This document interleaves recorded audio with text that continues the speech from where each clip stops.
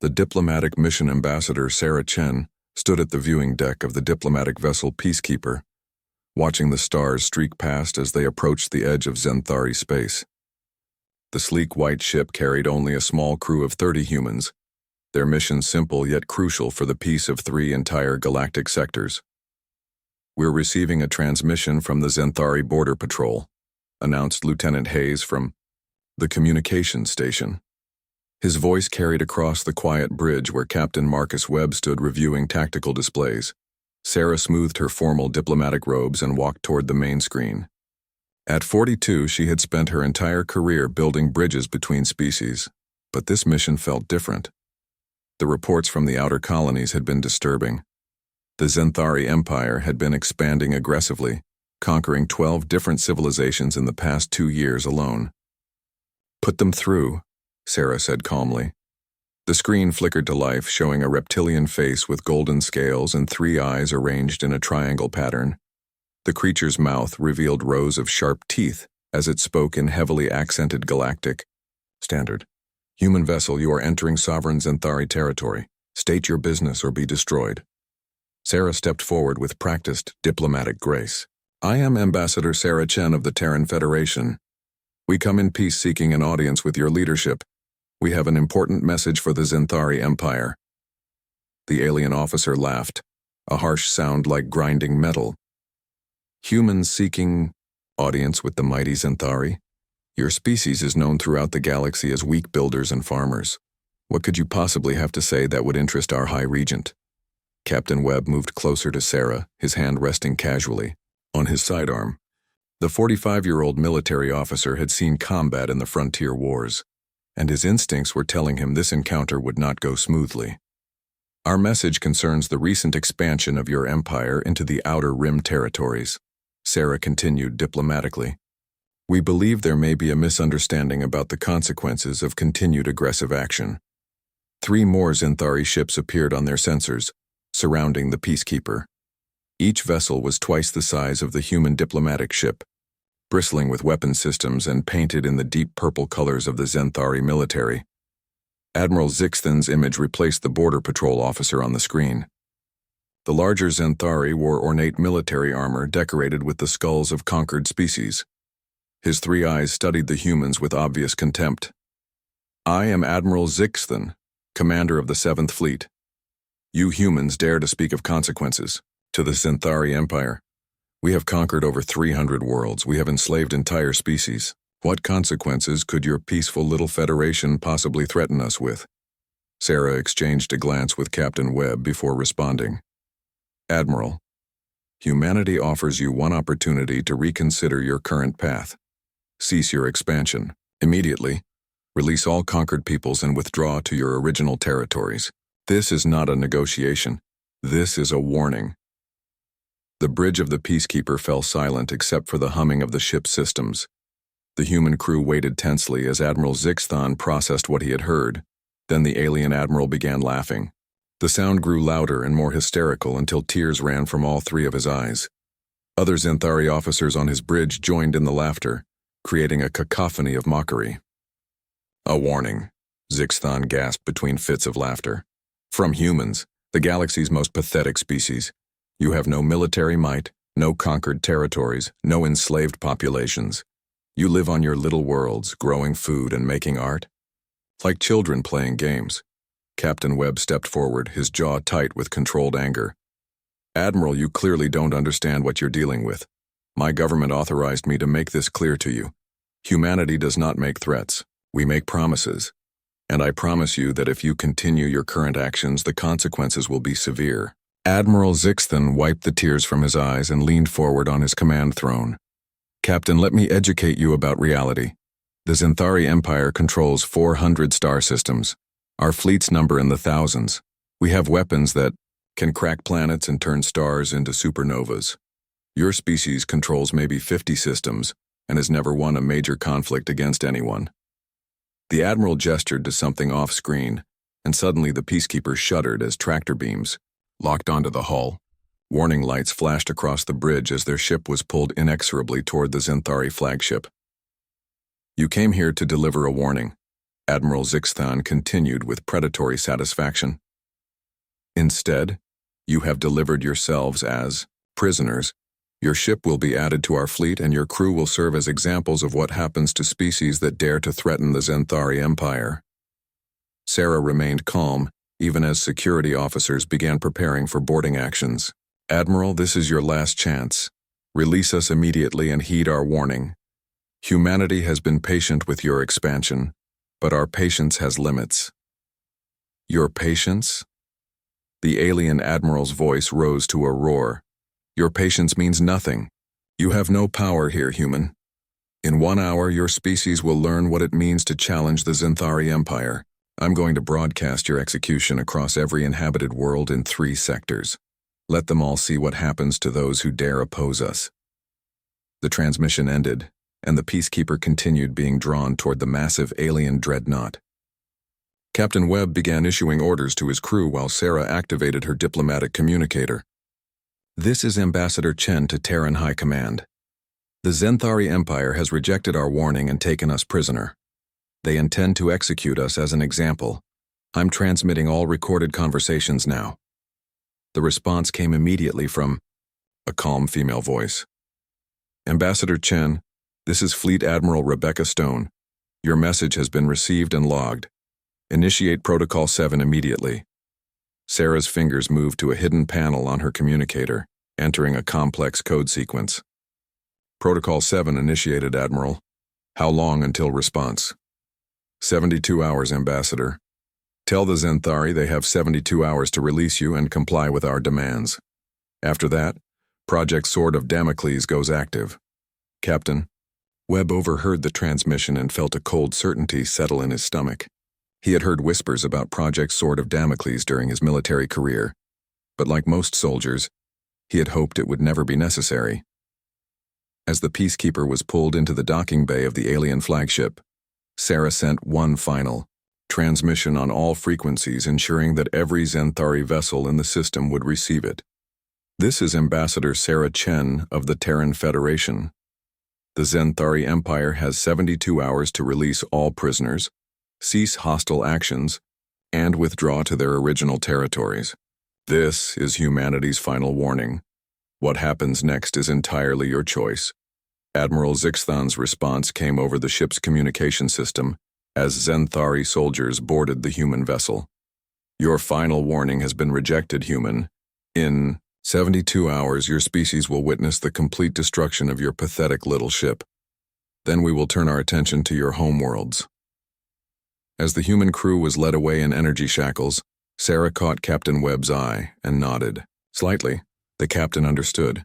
The warning had been delivered and rejected. Now humanity would show the galaxy why they only gave one warning. 3 sectors away, in a heavily shielded command center buried beneath Earth's surface, Fleet Admiral Rebecca Stone stood before a massive holographic display showing the positions of every ship in known space. The 58-year-old veteran had spent her entire life preparing for this moment, hoping it would never come. "Ma'am," reported her aide, "all deep space monitoring stations confirm the Zenthari rejection of our ultimatum. Ambassador Chen's team is being held prisoner aboard their flagship." Admiral Stone studied the display for a long moment, noting the positions of Zenthari fleets throughout their empire. They had nearly 8,000 ships spread across 400 systems, confident in their overwhelming numerical superiority. "Very well," she said quietly. "Send the activation codes to all Phoenix Fleet commanders. Project Sword of Damocles is now active. 72 hours from now, the Zenthari Empire will learn why humanity spent 300 years preparing for this day." In the depths of space, hidden ships began receiving encrypted signals. Cloaking fields that had masked their presence for decades started powering down. Weapon systems that represented the pinnacle of human engineering came online. The Zenthari Empire had ignored humanity's warning. Now they would discover why, throughout human history, the most dangerous words anyone could hear were, "We gave you a chance." The human response. 71 hours had passed since Ambassador Sarah Chen's final warning to the Zenthari Empire. Aboard the alien flagship Conquest of Worlds, Admiral Zixthan prepared for what he believed would be humanity's complete humiliation. The Azanthari had assembled their entire 7th Fleet around their homeworld of Zentalar, nearly 2,000 warships arranged in a massive defensive formation. Admiral Zixthan stood on his command bridge, watching the countdown timer that would mark the end of humanity's ridiculous ultimatum. "Admiral," reported his tactical officer, "our long-range sensors show no human ships approaching our territory. Their nearest fleet is still 3 days away at maximum speed." Zixthan's 3 eyes gleamed with satisfaction. Of course there are no human ships coming. They know they cannot challenge the might of the Zenthari Empire. This entire warning was nothing but empty posturing. On the bridge's main screen, Ambassador Sarah Chen sat in a detention cell aboard the ship. Despite 71 hours of captivity, she appeared calm and composed, showing none of the fear the Admiral had expected. "Bring the human diplomat to the bridge," Zixthan ordered. "I want her to witness the moment her species' bluff is called." Minutes later, Sarah was escorted onto the bridge in energy shackles. Captain Webb and the rest of her crew followed, their faces grim but determined. The bridge crew of reptilian warriors watched the humans with predatory anticipation.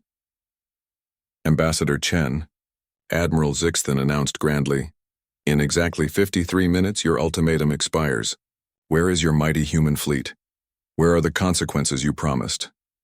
Sarah looked directly into the Admiral's 3 eyes without flinching. "Admiral, for the last time, I'm asking you to release us and comply with our demands. You still have 53 minutes to make the right choice." The alien commander laughed harshly. "You humans are either incredibly brave or incredibly stupid. Your species has no power here.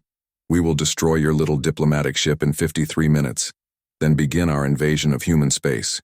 Your colonies will burn, your people will serve as slaves, and your homeworld will become a monument to Zenthari superiority." "Sir," interrupted the communications officer, "we're receiving a transmission on all frequencies. It's coming from everywhere." The main screen changed to show the face of Fleet Admiral Rebecca Stone, sitting in what appeared to be a massive military command center, surrounded by holographic displays and thousands of personnel. "I am Fleet Admiral Rebecca Stone, Supreme, Commander of Earth's Defense Forces. This message is being broadcast to every ship, station, and planet in this sector. The Zenthari Empire was given 72 hours to comply with our demands. They have chosen to reject humanity's final warning." Admiral Zixthan snarled at the screen. "Human Admiral, your empty threats mean nothing here. We have 2,000 ships defending our homeworld. Your nearest fleet is days away. What can you possibly do to us?" Admiral Stone's expression remained calm and professional. "Admiral Zixthan, you have made several critical errors in your assessment of humanity. First, you assumed our nearest fleet was our only fleet.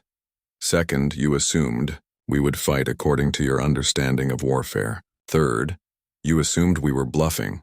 She paused, checking something off screen. "You have 47 minutes remaining in our ultimatum. I strongly suggest you use that time to release our diplomatic team and begin withdrawing your forces to your original territory." "Never," Zixthan roared. "We are the Zenthari Empire. We do not bow to inferior species." Admiral Stone nodded sadly. "Then you have chosen your path. Dr. Torres, please explain to Admiral Zixthan what Project Sword of Damocles actually is." A new figure appeared on screen beside Admiral Stone. Dr. Michael Torres was a slight man with graying hair and tired eyes that had seen too much. When he spoke, his voice carried the weight of terrible knowledge. "Admiral Zixthan, for the past 300 years, humanity has been preparing for the day we would encounter a species like yours. We studied every form of warfare practiced by every known civilization. We developed technologies that other species would consider impossible or immoral. We scattered our forces throughout the galaxy and waited." The Zenthari Admiral's confidence wavered slightly. "Impossible. Our intelligence networks would have detected any major human military buildup." Dr. Torres smiled grimly. "Admiral, you detected exactly what we wanted you to detect. While you were watching our conventional fleets, our real military was hiding, in plain sight. Every human cargo ship, every civilian transport, every research vessel built in the last century has been designed with dual purposes. On the tactical displays around the Zenthari flagship, something impossible began happening. Space itself seemed to shimmer and distort as massive shapes appeared where nothing had been moments before. Cloaking fields disengaging, Dr. Torres continued. Phase 1 reveal commencing now. The space around Zentalar lit up with the signatures of human vessels decloaking. But these were not the small exploration ships and civilian transports the Zenthari expected. Massive dreadnoughts materialized, each one larger than the biggest Zenthari warship. Sleek destroyers appeared in formations that surrounded the alien fleet. Carrier vessels the size of small moons dropped their camouflage and launched clouds of fighter craft. Admiral Zixthun stared at his tactical displays in horror. Impossible. There are thousands of them. How can they have thousands of ships? Admiral, reported his sensor officer with a trembling voice. I'm reading over 12,000 human vessels in this system alone. They're surrounding our entire fleet.